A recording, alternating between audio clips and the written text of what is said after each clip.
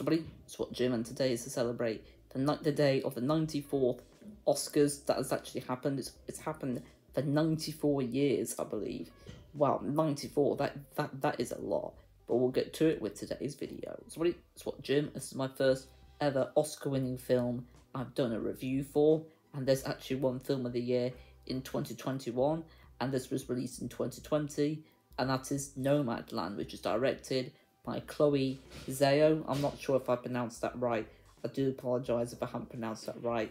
And it's based on a 2017 non-fiction book titled Nomadland: Surviving America in the 21st Century by Jessica Bruder. And the film stars Frances McDormand as a widow who leaves to travel around the United States of America in a van as a nomad. So that's the premise of the film, and all the information I got from the Wikipedia page for Nomadland, which is what I'm going to be doing from now on in my reviews. From now on, I'm going to be including who directed the film and the premise of the film, and just all sorts of stuff like that before we get on with the review. Also, once I've done this review, I'm then going to react to the winner of the Film of the Year for 2022. I don't know who won this year yet, and last year, like I said at the beginning of this video, it was Nomadland. So I'm going to go ahead and react to the winner of the Film of the Year for this year, but we'll go ahead and do the review for Nomadland first. So we'll start off with the good, then we'll talk about the bad and the verdict. So the good for Nomadland, I thought this film was quite enjoyable for a lot of it, and I also thought the story for the film was quite unique as well, which I really liked about it. And also the characters in the film, I felt like you cared for most of them. Most of them felt like real people, and most of them had a purpose to be there in the film, and some of them weren't that great, but I felt like most of the characters in this film were done very, very well. I also think that the acting's done very, very well here, and I love the relationships between the characters as well. That makes them feel like even more real people, and it's quite emotional, a couple of scenes as well. There were a couple of scenes that did get to me a little bit, but that's really good to see for the good. Not really too much I've got to say about it. There's probably isn't a film I'm going to watch again, but there were some parts I really liked about it. Like I said, there were a couple of emotional scenes. I thought the acting was done very well.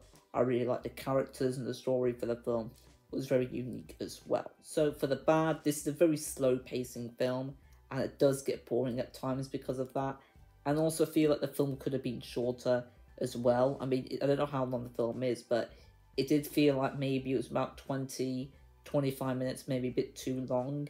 And it was just a very, very slow film. It's not really my type of film, but if you like those sort of films, but now we'll move on to the verdict. If you like those sort of films, so paced sort of films, and I would highly recommend this. It's just not my type of film to watch, and I don't think I'd watch it ever again. I don't regret watching it, and I still recommend to watch it. And I rate this film a 7 out of 10. So yeah, I thought it was quite a good film, and you can never know if you've seen Nomadland or what you thought of it. But no spoilers, as this isn't a spoiler review. And that's really all I'm going to say about the film, really. Not too much really to say about it. 7 out of 10 overall for me. But now we'll go ahead and react to the Film of the Year winner for 2022. So here I am, I'm in Safari. Oh, here we go. Best Picture was Coda. Coda's the best picture, okay? Will Smith got the best actor. Jessica Chastain got best actress, and there's all sorts of ones as well. There's one for best song, best animated feature, best director, best supporting character, I think, international feature film, best supporting. I don't know what those best supportings are, but there's all sorts of awards that went on, and the one for best film was Coda. And then we'll also look at the other nominees that didn't win Film of the Year. They definitely do deserve a shout out. So just moving on, move them along. It's quite a lot actually. And then here are the films. So the nominees were Coda, Nightmare Alley, Don't Look Up, June, Drive My Car, Belfast, Licorice Pizza. Right, we're back. My dog was just barking then. So we've got The Power. Speaking of dogs, The Power of the Dog, West Side Story, and King Richard. So they're all the ones. They all deserve a shout out. All these awards probably went to the right people. Yeah, congratulations to all the people that won the award, and commiseration to the people that didn't. There's always next year. There's always 2023. So Coda was Best Picture. I've actually not seen Coda, and in fact, why don't we go ahead and read a bit about Coda, considering I've never seen it before. So, okay, so let's go ahead and go Wikipedia and read the description for this film. So, it's 2021 coming-of-age comedy drama film, written and directed by Shan Hader. Is that how you say it now? I apologise if I got it wrong. And it's an English-language remake of the 2014 French film La Famille Belair. I'm really sorry about probably pronouncing these wrong. But yeah, so it sounds quite an interesting film. This, well, it seems like one. Only hearing a member of their family who attempts to help a family struggling fishing business. Well, it sounds like an alright film. This, yeah, I might have to go ahead and check this out. Coda. But congratulations to Coda for winning Film of the Year for 2022. Well, it came up last year, so it's a Film of the Year. So it's the best film of 2021, but the Oscars was this year, 2022. And now we'll go ahead and conclude the video. So that's all I'm going to say for the movie review for Nomadland and me reacting to the 2022 Oscars.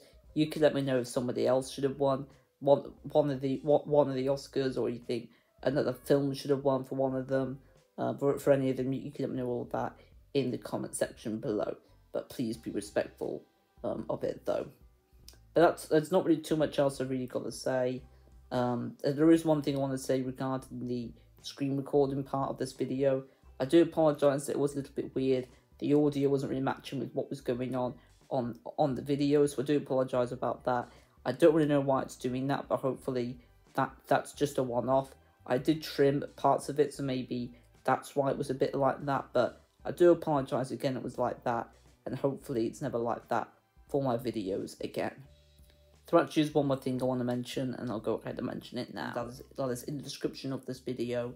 I've got a few reviews, and that is the reviews for Raya and the Last Dragon, Luca, Encanto, which is the 60th animated Disney film. All these are Disney, by the way, and Turning Red, which is the 25th full-length Pixar film. All of those are linked in the description. Well, just not linked, but they are in the description below for you to go ahead and check out. I'm not going to be reviewing any of them.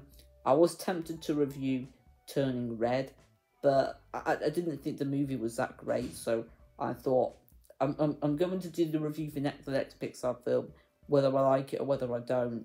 But for this film, I thought I may as well just put it here with the rest of the reviews. So if you want to go ahead and check them out, they're in the description below. But that's all I'm going to say for this video. Thank you for watching. Don't forget to leave a like, subscribe, and comment. And I'll see you guys next video. Until then, ciao.